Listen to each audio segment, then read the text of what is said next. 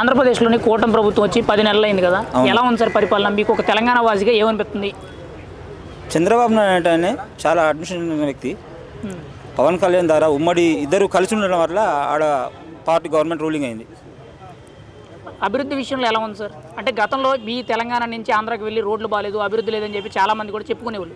ఇప్పుడు మీరు వెళ్ళి వస్తారు కాబట్టి మీకు ఎలా అనిపిస్తుంది? చంద్రబాబు నాయుడు చాలా మంచి వ్యక్తి, ముందు చూపు వ్యక్తి. ఇప్పుడు చెట్టు పెడితే ఇప్పుడు కాయగాలి, ఇప్పుడు తినాలని కాదు. చెట్టు పెట్టినామంటే చెట్టుకు 10 సంవత్సరాల కాలం పడుతుంది, దాన్ని తినడానికి 100 సంవత్సరాలు తింటారు వాళ్ళు. ఇప్పుడే పెట్టగా నేను తినాలంటే అది ఎవరికి కుదరదు, నీకు కుదరదు, నాకు కుదరదు. చంద్రబాబు నాయుడు చాలా ముందు చూపు, దానికి పవన్ కళ్యాణ్ తోడ్పాటుతోటి ఇప్పుడున్న గవర్నమెంట్ రూలింగ్ అవుతుంది. అంటే చాలామంది కూడా పథకాలు ఇవ్వడం లేదు, సూపర్ 6 అని చెప్పి అడుగుతున్నారు. ఇప్పుడు మీ తెలంగాణనే ఎగ్జాంపుల్గా తీసుకుంటే ఈ రోజు హైదరాబాద్ అనేది ఎంత డెవలప్ అయిందంటే ఓ రకంగా చంద్రబాబు నాయుడు గారు చెప్తున్నారు. 100%. మరి ఆంధ్రప్రదేశ్ కూడా ఆ విధంగా డెవలప్ అవుతుందంటారా? 100%. మరి ఉమ్మడి రాష్ట్రాన్ని చేసినోడు సింగిల్ విడిపోయిన చేయడా?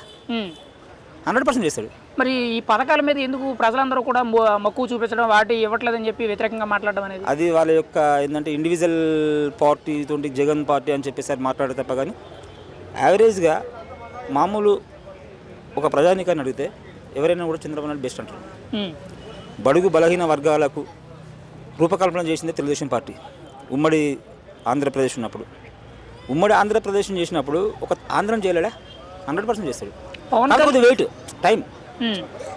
పవన్ కళ్యాణ్ అనే వ్యక్తి ఇప్పటి వరకు కూడా ఏ పదవులు చూడలేదు. సడన్గా 10 ఏళ్ళు కష్టపడితే ఇప్పుడు ఒకేసారి డిప్యూటీ సీఎం 5 శాఖలకి మంత్రుల కింద వచ్చారు. ఎలా అనిపిస్తుంది సార్ ఈ సక్సెస్ అనేది? 100% అయినాయి. చంద్రబాబు నాయుడు తర్వాత నెక్స్ట్ మళ్ళీ సీఎం అంటే ఇండివిజువల్గా ఫోర్ చేసేసి పవన్ కళ్యాణ్ కావచ్చు. ఖచ్చితంగా 100%. ఈరోజు పవన్ కళ్యాణ్ గారు గిరిజన ప్రాంతాల్లో ఉంటారు కదా సార్, కొండ ప్రాంతాల్లో బతికే పేద ప్రజలు ఉంటారు కదా సార్, వాళ్ళకి దగ్గరికి వెళ్ళి రోడ్లు వేయించడాలు, మంచినీటి సదుపాయాలు కల్పిస్తున్నారు సార్. గతంలో ఎంతోమంది నాయకులు వచ్చినా కానీ వాళ్ళని ఎవరు పట్టించుకోలేదు. ఎలా అనిపిస్తుంది సార్ ఈ విధానాలు అనేవి? అంటే ఈయన వచ్చినప్పుడు బాలయోగి ఉన్నప్పుడు కానీ, ఎర్రంనాయుడు ఉన్నప్పుడు కానీ వాళ్ళందరూ చేశారు. వాళ్ళని ఆదర్శంగా తీసుకొని నేను చేస్తానని నేను అనుకుంటాను. మన ముందు ఒక మంచిగా పనిచేసే నాయకుడు ఉండేది ఉంటే నెక్స్ట్ బేసికల్గా తర్వాత వచ్చే నాయకుడు కూడా అదేవిధంగా పనిచేయాలని చెప్పి ఆకాంక్షిస్తారు. అదే ఆకాంక్షించి ఇప్పుడు పవన్ కళ్యాణ్ చేస్తానని అనుకుంటాను. అంటే ఇప్పుడున్న రాజకీయ నాయకులతో పోలితే పవన్ కళ్యాణ్ గారు ప్రజాసేవలు ఇంకొంచెం ఒక అడుగు ముందు ఉన్నారని చెప్పి చాలా మంది చెప్తున్నారు. మీ అభిప్రాయం? 100%.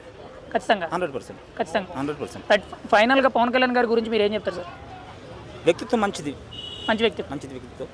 సామాన్య ప్రజానికి కలుసుకొని పోయి పనిచేసే వ్యక్తిత్వం ఉన్నది కాబట్టి ఆ విధంగా ఇప్పుడు ఎన్ని శాఖలు వచ్చినాయి, ఇప్పుడు సీఎం ఇచ్చారు, ఇవన్నీ చేశారు. అన్నప్పుడు గత జగన్ ప్రభుత్వ హయాంతో పోల్చుకుంటే కూటమి ప్రభుత్వం ఓకే అంటారా? 100% ఓకే. డిఫరెన్స్ ఏంటి దానికి దీనికి? ఇప్పుడు ఆయన నియంత్రణ పాలన పరిపాలించింది. వీళ్ళు బేసికల్గా ఏంటంటే సామాన్య ప్రజల దగ్గర పోయి ఇది కావాలి అది కావాలని చెప్పి చేస్తారు వాళ్ళు. అది నిజం.